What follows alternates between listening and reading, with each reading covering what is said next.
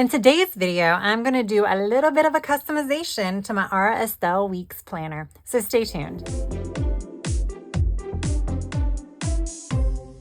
Hey y'all, welcome back to my channel. My name is Tracy and I am a girl with plans. So you can see I have some contact paper here. I picked this up from Amazon about a few months ago. I absolutely love it. I think it's super duper pretty. And I'm going to use this to cover up this. Yes, I'm covering up a black cover with black, but I like the little rose detail and stuff. I think it's classy. So I'm going to do that. I also have a Moterm cover that I'm going to keep it in as well because I want somewhere to put like stickers and things like that. So I have this already as well, but I still want to make it cute. And this is a 2024 planner. So of course I'm going to be covering up the 2024. So I've never done this before. I use contact paper all the time for all different places, you know, my desk background and stuff like that. But I've never actually used it to cover a book or anything like that. Fortunately, it looks like this does have some cut lines on it. So yeah, I got to figure this out. So a couple of things. First, I'm not 100% sure if this is something that I should like cover like a book, like, you know, completely wrap it around, or if I should like cover the front and cover the back separately. Like cut the front down to size, tape it on, and then cover the back down to size. That's might be the easiest because I just don't know how this is going to like impact it if it's restricted. I mean, I could always come in and just slice toward the edge so it's kind of separated there. I don't know what it would do. I guess I should have thought about this before. No, I mean, I do have extra of the clear covers. Like I have this on my notebook, but I kind of wanted to do this. I've been wanting to do this. I don't think it'll ruin it, and it's so pretty.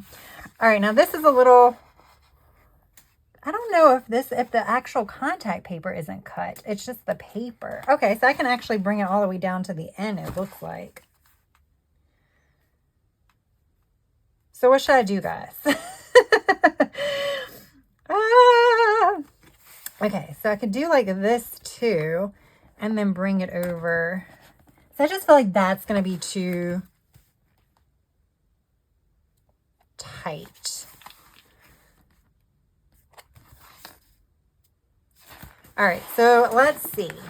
First of all, I like to let you know that I do a horrible job when it comes to actually cutting things. I don't know why I flipped it over. I guess I figured it would be a lot easier to cut.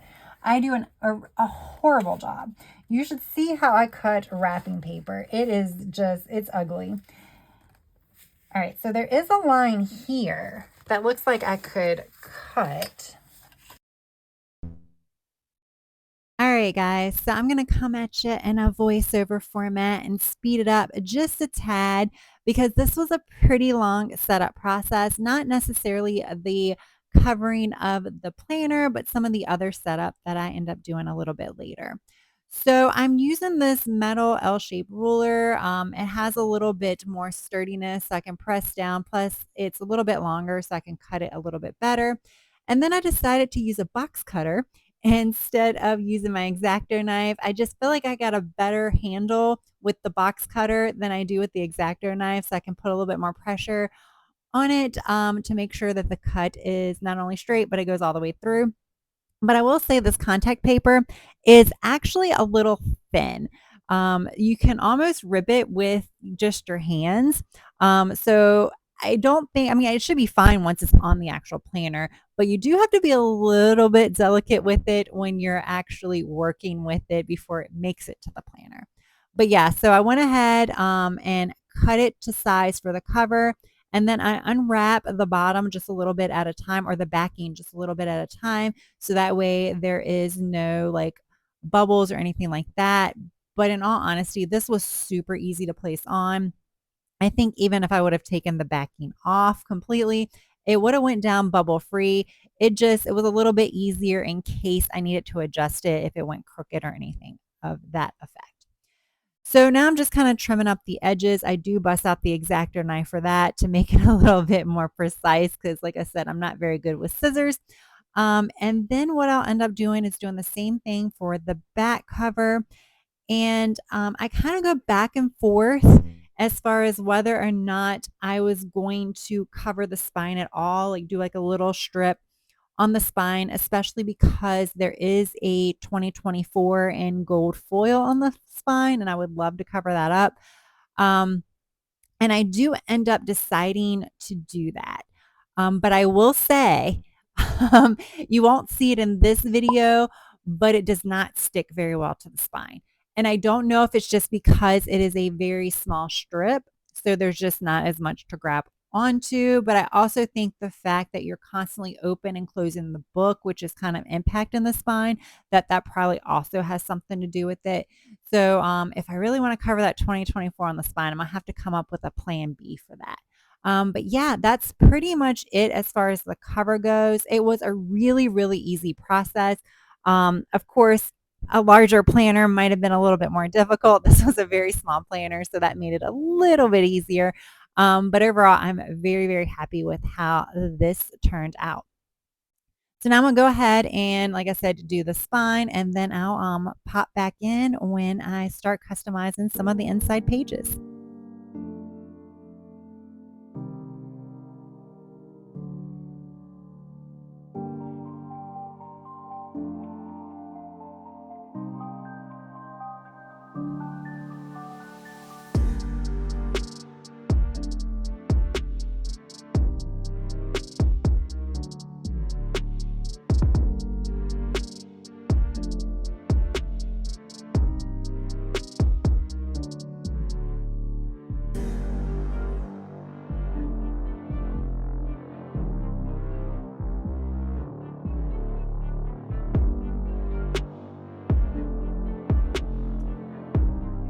All right, so I'm definitely going to do a name page, and I'll show you a little sneak peek of what I did. It's not a sneak peek, I did that on camera previously, of a cover page, name page that I did in my week's notebook.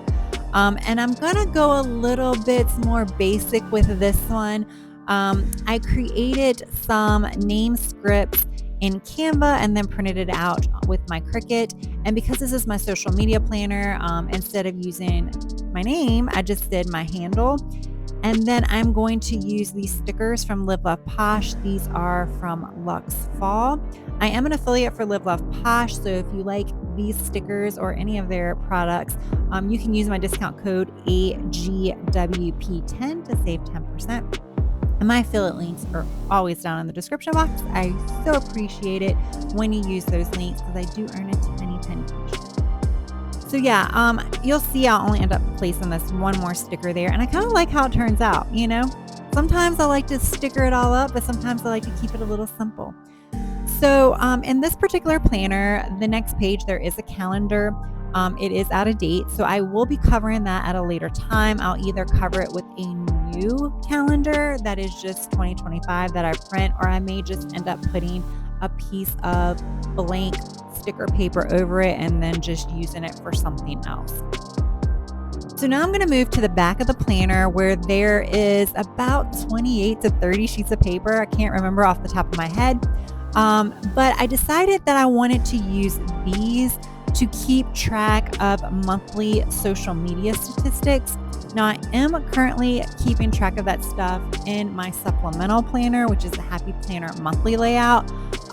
But I really would like to eventually move into one planner.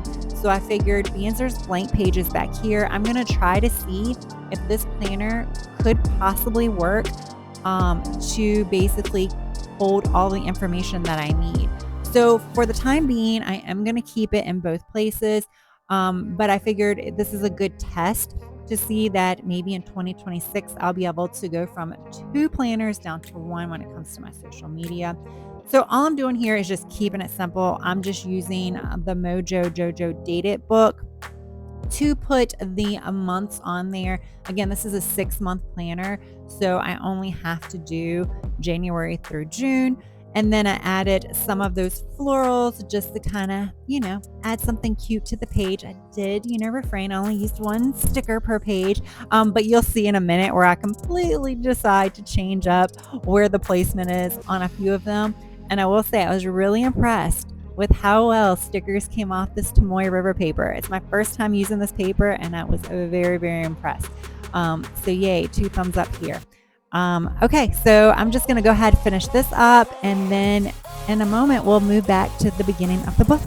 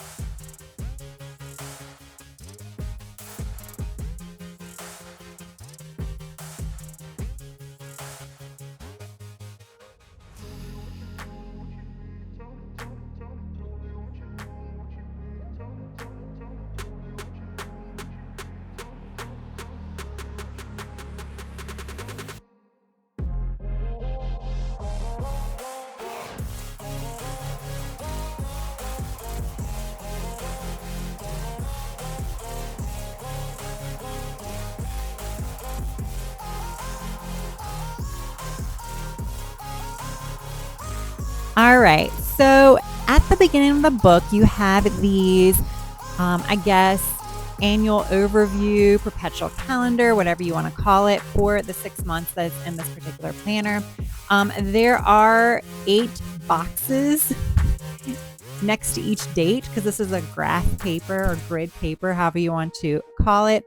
So I decided what I'm going to do is I'm going to check off when I post a video, when I make a post on Instagram or something like that. Because in all honesty, if I didn't do that, I wouldn't be using this for pretty much anything else. So I'm like, let's try it. Let's see if I can stick with it. So I made these icons using this matte transparent, I think it's also frosted, sticker paper that I picked up from Amazon. I wanted to use the transparent because it's a little bit thinner than matte white paper, and because the pages itself is thin, and I just don't want to bulk up the planner so much. I'm like, okay, for these icons, I'm just going to print them on this transparent paper. And I just made a YouTube icon and a Instagram icon. And then later on, again, this is the advantage of doing a voiceover. I can tell you what I did later on. I did go ahead and do a Facebook icon and a TikTok icon. But yeah, I'm just going to keep track of if I post things on certain days. I think it'll be a good way to hold myself accountable for hopefully being more present, especially on some of those other platforms. All right, y'all, I'm about to wrap things up, just adding some more stickers, and then we're going to call this setup done.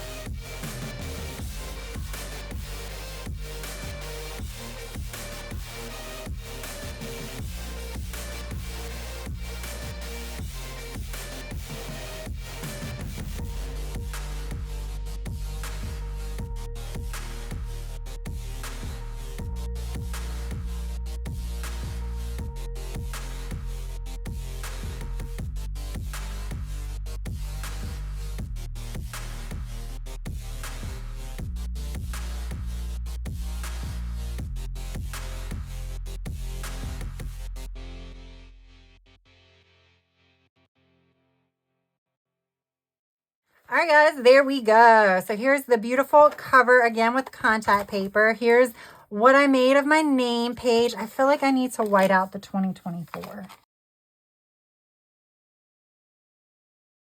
Now that I know that the whiteout looks really well with this paper, I'm just going to white out everything. So there we go. A name page. I'm going to cover this. Still don't know what I'm going to do with it yet. We'll figure it out. And then this is going to be my trackers for, I'll check it off when I upload a video, check it off when I make like a post to the community tab, when I do a short or something like that. Just a thing to kind of see how I'm doing overall, where I'm slacking and things like that. I think I'm going to do my goals here. I'm still not sure what I'm going to do here. I may end up just making this into sticker paper and putting a copy there just to kind of hide the outdated calendar. I didn't do anything to the monthlies.